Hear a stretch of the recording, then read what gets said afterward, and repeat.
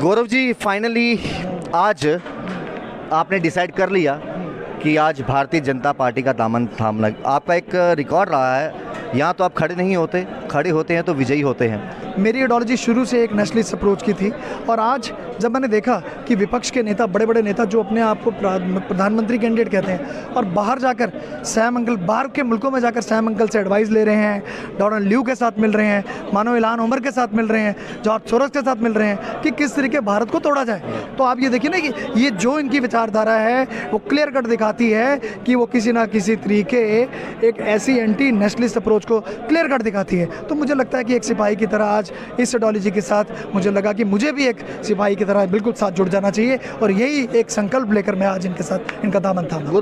But natural है, ये तो बगलाहट है, उनको पसंद ही नहीं आ रहा ना। उनकी रोटियां चलती थी कि डिस्टर्बेंस रहे कश्मीर में, और मानिए जब से आप देखिए 2014 के बाद भारतीय जनता पार्टी जिस तरीके यहाँ पर आई और जिस तरीके उसके बाद बढ़ता कदम आगे रखे, देखिए मानो कहाँ है आज पत्थरबाज।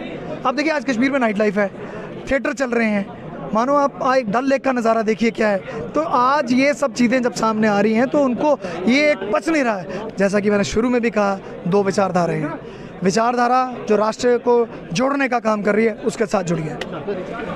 गौरव जी, फाइनली आज आपने डिसाइड कर लिया कि आज भारतीय जनता पार्टी का दामन थामना। आपका एक रिकॉर्ड रहा है, यहाँ तो आप खड़े नहीं होते, खड़े होते हैं तो विजयी होते हैं। आज का दिन कैसे अपने आप को तैयार किया कि अब मैं भारतीय जनता पार्टी का दामन थामूंगा, जो कि एक राष्ट्रहित की बात करती है और देश को प्रधानमंत्री नरेंद्र मोदी जी जो हैं वो आगे ही लेकर जा रहे हैं।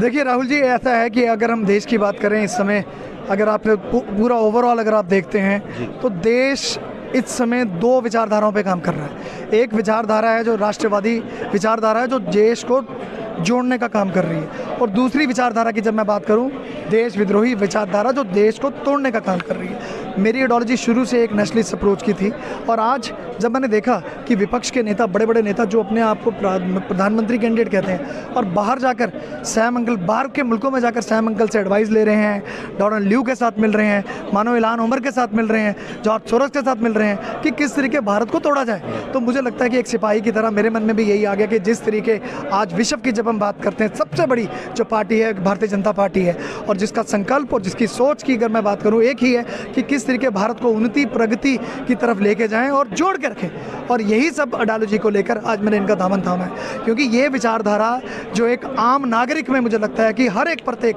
हिंदुस्तानी के नागरिक के होने के नाते हर एक को होनी चाहिए। और दूसरी बात, मैं जब बात करता हूँ जम्मू कश्मीर की, अभी तमाम विपक्षी पार्टियाँ जितनी भी हैं, या मैं नेशनल कॉन्फ्रेंस की बात करूँ या मैं PDP की बात करूँ, देख लीजिए उनके मैनिफेस्टो क्या बोलते हैं। LOC ट्रेड करेंगे, रेफरेंडम की बात करेंगे, तो पब्लिसाइड कराएंगे, कैसे पॉसिबल कैसे है ये। तो आप ये देखिए ना कि ये जो इनकी विचारधारा है वो क्लियर कट दिखाती है कि वो किसी ना किसी तरीके एक ऐसी एंटी नेशनलिस्ट अप्रोच को क्लियर कट दिखाती है। तो मुझे लगता है कि एक सिपाही की तरह आज इस आइडियोलॉजी के साथ मुझे लगा कि मुझे भी एक सिपाही की तरह बिल्कुल साथ जुड़ जाना चाहिए और यही एक संकल्प लेकर मैं आज इनके साथ इनका दामन थामा। गुरु जी, कश्मीर घाटी की बात करें तो कई सालों से कई पॉलिटिकल पार्टी जो वहाँ पर राज करती थी, उन्होंने कभी चाहा नहीं यहाँ पर सुख शांति हो। आपको लगता है कि हैरान है कि पिछले कुछ वर्षों में ऐसा क्या चमत्कार हो गया, टेररिज्म से टूरिज्म की तरफ बढ़ावा हो रहा है, 2 करोड़ सैलानी वहां पहुंचना, आज लाल चौक पर गर्व के साथ कोई भी जा सकता है, पहले तिरंगा लेकर जाना भी मुश्किल हो जाता था। ये जो राष्ट्रवादी सोच और जिस तरीके से डेवलपिंग कंट्री दिन पर दिन बनते जा रही है, और हमारी जम्मू कश्मीर की बात करें, नए जम्मू कश्मीर की बात होती है, आपको लगता है यही पच नहीं रहा कि कैसे संभव हो गया? हम तो गुमराह करते आए थे यहाँ के युवाओं को। बट नेचुरल है, ये तो बगलाहट है, उनको पसंद ही नहीं आ रहा ना।